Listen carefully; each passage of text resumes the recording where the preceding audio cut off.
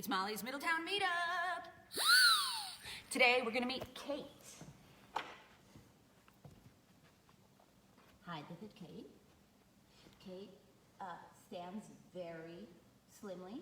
She's very still, and she has a little lisp. This is Kate's phone. I really love Kate's phone. It's really retro. It has these big, huge numbers, which when I was a kid I loved, and I think Kate is really into that sort of thing.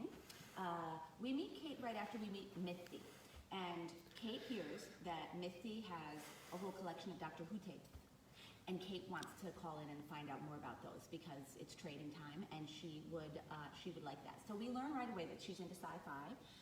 She's into stuff that Misty likes.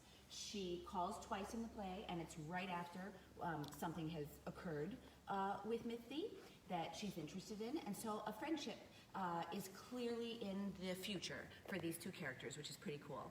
I think that Kate has a retainer, and I think that's why she's got her little lisp.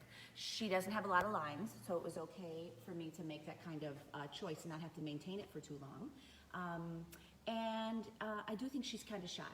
I think that she's into big, bold things, but that she kind of keeps to herself, you know. So I think she's into cosplay and Ren fairs and sci-fi, and she likes to dress kind of goofy. She's a quirky character, and I love this hat, this little fox. And Karen Brown Larimore, I think her friend actually knitted this hat especially for this character, Kate. She's very, like I said, she's a little quiet and she's really still.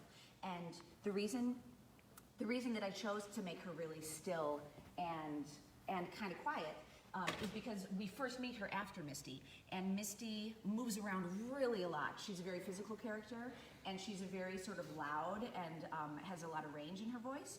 And since we spend such a good amount of time with Misty and trading time at the top of the show, then the first time we meet Kate, it's just a total contrast. So part of what drove my decisions for the character of Kate were specifically and purposefully in direct contrast to Misty, even though by the end of the show, we kind of discover that they're gonna have a pretty great friendship.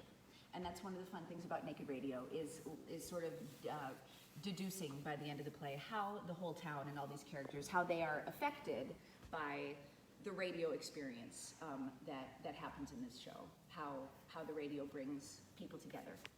So that's what I have to tell you about Kate. Thank you for, well, where did I put it? Oh, here it is. Thanks for coming to Molly's Middletown Meetup.